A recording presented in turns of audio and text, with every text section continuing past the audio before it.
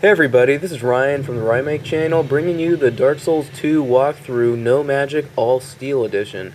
So, here, let's get started. This is the first place you're going to find. This is Majula. This is basically the main hub of the entire game.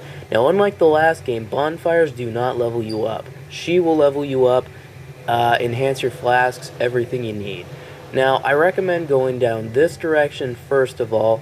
This is going to be the only place you can really manage at your very early level. And as I've said many times, explore the maps. There are things all over, but I'm going to leave that to you. So here we arrive in the Forest of Fallen Giants. This is going to be the first place you're going to be able to manage at a low level. Now, these enemies are the most common enemies. You can switch from one-hand or two-handing your weapon by pressing the Y or triangle button based on how you're playing. Now, the best way to do this is to lock on, circle your enemy, B button is to roll, tapping it will have you jump backwards, avoiding all further attacks. But you will stay close, I recommend rolling. Now, the roll is pretty decent. What you're going to want to do to roll properly is usually roll into the attack.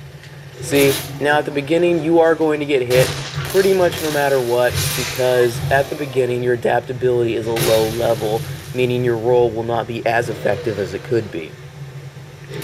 Basically, attacking enemies is all timing. You have to learn, you have to be patient, you just have to study their attack patterns, watch your stamina bar, figure out when to hit or you will get hit.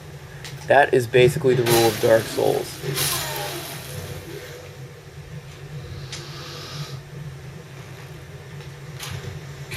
Also, if you get right behind somebody, you're going to have a really good chance to do the right bumper, or R1 for PlayStation 3, I'm pretty sure it is, and do an assassination move which will deal a lot more damage than the usual attack. Here we are going to reach a new area where there's an archer to the upper left, and a knight which will not attack you until you attack him at the base of the tree. Here is going to be one of your first real obstacles. You're probably going to die here. So be ready, because you are going to get swarmed with the most enemies you have seen yet. Yep, that's probably going to happen. But remember, it's not a big deal to die. When you die, you will respawn at the last bonfire you stayed at, which you can unlock throughout the entire game, and every time you rest at a bonfire, it will reset the enemies, not the bosses, nor the mini-bosses. Only the enemies, which will have a lifespan of 15 deaths. Now in Dark Souls series, Demon Souls, everything, the pause menu and equipment menu does not pause the game. However, this is what it looks like. You'll select your weapon, it'll show the attack pattern, well, the attack damage, excuse me.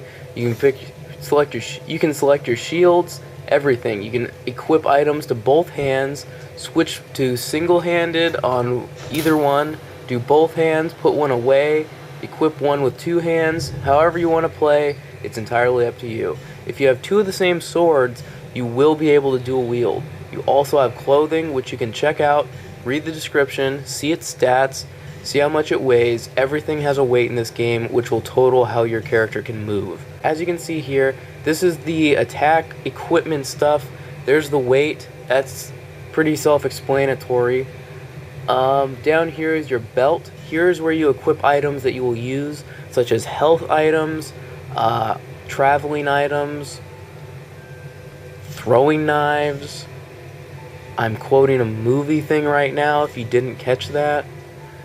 You can use these soul of a nameless soldier. You can use those, which will give you as many souls as it's worth. You'll find those throughout the game. When you're going to level up, I recommend using those instead of carrying them around, as they will be rendered useless when you become a higher level. Here is the daunting level up screen. This is where everyone gets worried. This, your VGR, is your health. That will raise your health up, I believe, 20 to 30 points. That is your endurance, which is your stamina. Your stamina is how many times you can roll, sprint, block, and attack. Very important. Your VIT is your equipment load. I never touch it. Your ATN is your attunement, which is your magic. We're not going to be using magic. Strength is how powerful you are. That is very important for a knight build, for sure. Your dexterity is going to be for your two-handed weapons. Your finesse, how well you swing a weapon. Your adaptability is your rolling, poise, everything. How fast you drink a flask, how efficiently you move a sword, and how proper you roll to dodge attacks. Intelligence, ITN, that's for magic. We won't be using that. Faith, also for magic, which we will not be using. There's the assassination move I talked about. This is, you have to learn to roll. Rolling is very important. Now if you look, after that screen flashes, you're going to see the enemies have now respawned. I've just slain them. They've now come back from the dead again because they have 15 lives. I will probably show you in the next episode how they do not respawn after a certain amount of time. This is an item. They will drop items every so often that can be from a crystal, a life gem, to a piece of armor, to a weapon. Doesn't really matter, it's completely random.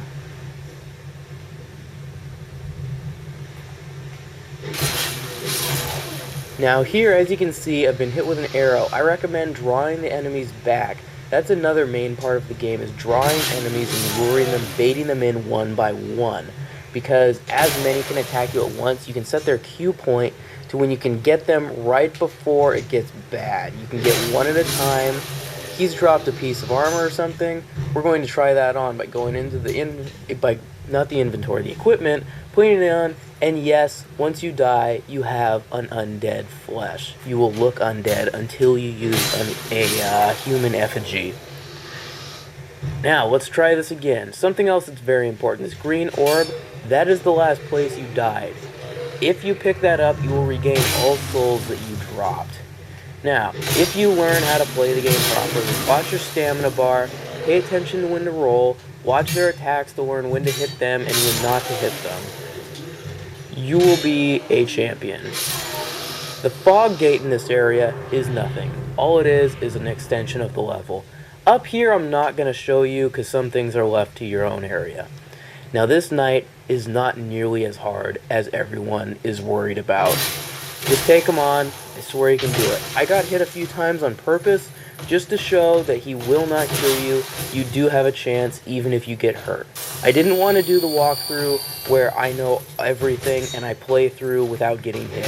I've done that, but I don't want you guys to see that. I want you guys to see a realistic version of a fight with this knight. So, this is a pretty basic fight. All you want to do is stay away from all of his attacks at your level. You are far too low to get hit. As you can see, his light attack does massive damage. So you're just going to want to be rolling out of the way of his attacks. Hit him when he's at the end of a combo, because they always have a cooldown point at the end of their combos. Learn combos, learn which way they swing their sword to activate that combo.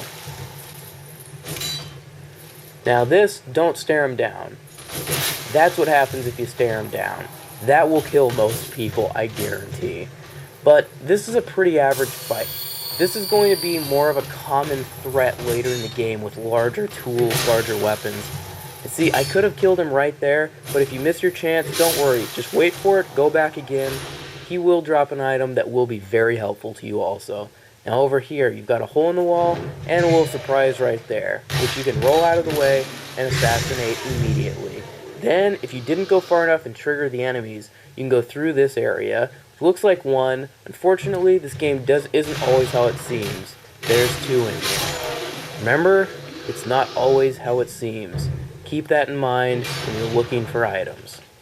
Now here we have an armored enemy. This is going to be a tougher threat at the very beginning of the game. You are going to eventually figure out how to take him down. 3 hits, two-handed sword. Very simple. And up here we have a little bit more of a threat, more enemies. We're going to have 2 common soldiers, one using a bow, and then a armored undead throwing firebombs.